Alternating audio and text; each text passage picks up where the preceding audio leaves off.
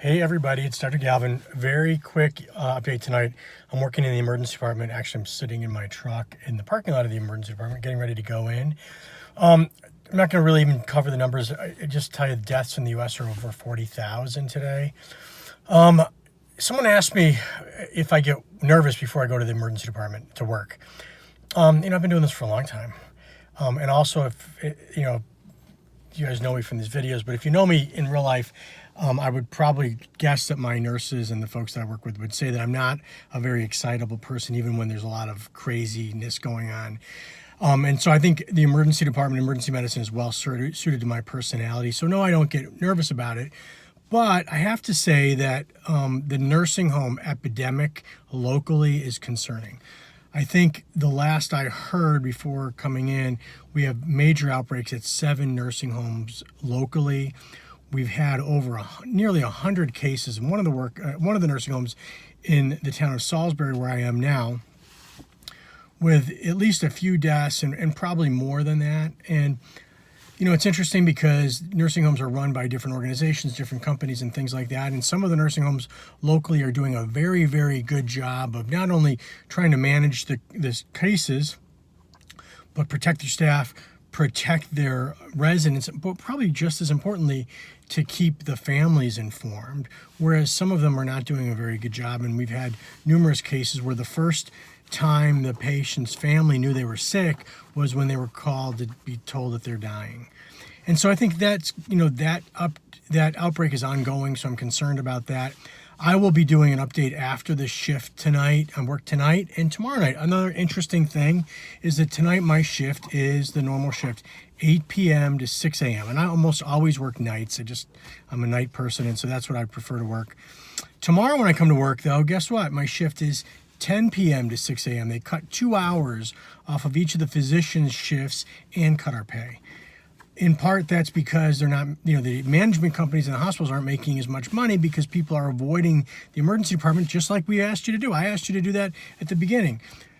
It's important, if you don't have a life or death emergency, to not come to the emergency department. But it's a little weird that, hospital staff is getting furloughed, nurses are getting their hours cut, techs, emergency physicians, all the people that are kind of doing all the heavy lifting are getting their compensation cut.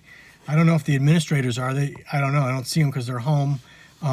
There are some really good administrators who are actively in the hospital, but I would say that a lot of them are not actively participating, at least on the front lines. And, I think that's it's a little bit of a slap in the face for us that, are being told, oh, you guys are doing a great job, limited resources, but as a thank you, we're going to cut your hours and your pay. Again, that's my personal opinion.